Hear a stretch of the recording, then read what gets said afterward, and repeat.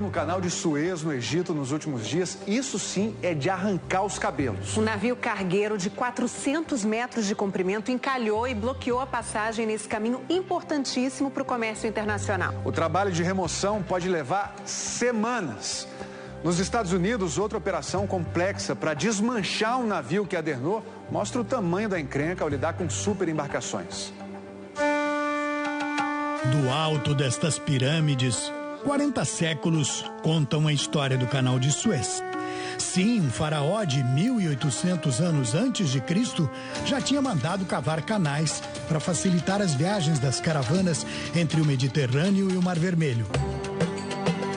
Mas foi só na segunda metade do século XIX que os egípcios, com a ajuda da França, abriram uma ligação direta entre os dois mares. Criaram aquela que é, até hoje, a mais rápida conexão marítima entre o Oriente e o Ocidente. Isso até terça-feira desta semana. Foi quando um dos maiores cargueiros do mundo que passava por ali encalhou. Com 400 metros de comprimento, 60 de largura e quase 16 debaixo da linha d'água, o navio ficou assim, atravessado. Quando o canal foi feito lá atrás, ninguém imaginou que ia passar um navio de 400 metros. A embarcação, quase do tamanho do Empire State Building de Nova York, bloqueou completamente um dos mais importantes pontos do comércio mundial. São mais de 200 mil toneladas. Mesmo que você tivesse jogado âncora, ele ia acabar encalhando de qualquer maneira. Uma força-tarefa passou a semana tentando liberar o canal. Mas não é fácil tirar o monstro do caminho. Enquanto uma escavadeira cava as margens onde o navio atolou cerca de 15 metros na areia, 14 rebocadores e 2 dragas tentam desencalhar o navio. Até hoje só tinham conseguido deslocá-lo em alguns metros. Já foi motivo para comemorar, melhor do que nada.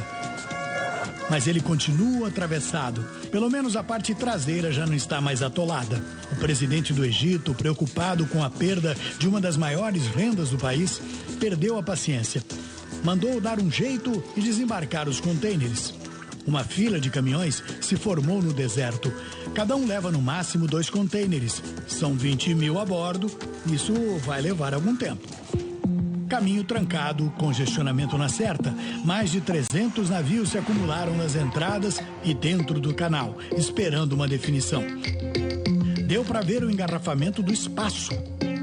O transporte marítimo ele é responsável por 90% do comércio internacional. A gente pode falar que hoje, digamos, 18%, 20% do comércio marítimo passa pelo Canal de Suez.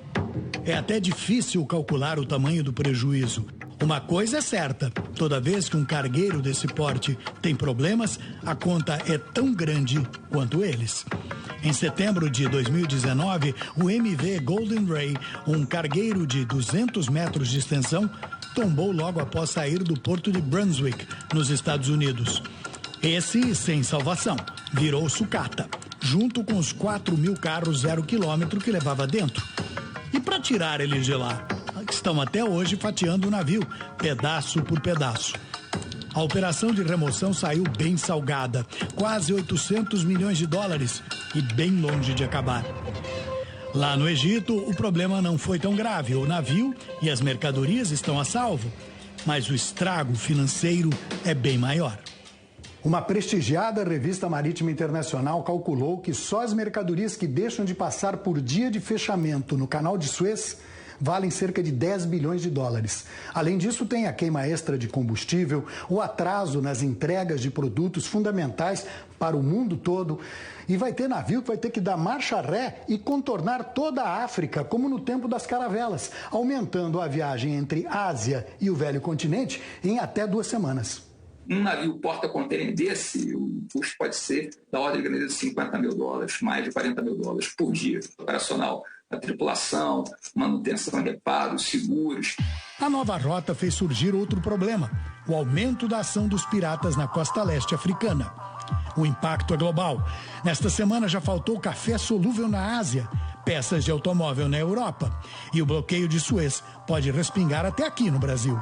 Outras mercadorias também devem sofrer com esse aumento de preço, justamente pelo maior custo de frete e pelas maiores dificuldades na logística internacional. A pandemia já tinha bagunçado o comércio internacional E agora, com mais tempo de navegação, os contêineres que levam as cargas de um país a outro ficam mais tempo ocupados. Está faltando contêiner, porque tem contêiner ainda que está espalhado por aí, né? Vai prejudicar, sem a menor dúvida, exportação de manufaturados, principalmente aqueles que vão embarcados através de contêineres. E ninguém sabe direito até agora o que aconteceu com o Ever Given, o supercargueiro que parou no Egito. Falha humana? Excesso de velocidade? São algumas das hipóteses sendo investigadas. Outra seria de que o navio teria sido desviado pela força do vento Hamsin, aquele que sopra as tempestades de areia do deserto. Você imagina aquela paredão enorme, aquele muro de 400 metros por 10 andares, recebendo essa força do vento? A natureza pode ter sido a causadora do desvio do navio, construído há 3 anos no Japão. E a própria natureza poderá agora trazer a solução para desencalhar o Ever Given. Neste fim de semana, a lua cheia vai comandar uma maré especialmente alta. E o canal poderá encher, ajudando o pesadíssimo navio a flutuar de novo. No Antigo Egito, a lua era considerada uma divindade poderosa, capaz de se regenerar eternamente. Quem sabe agora ela possa dar uma mãozinha para liberar esta esfinge atravessada no meio do caminho.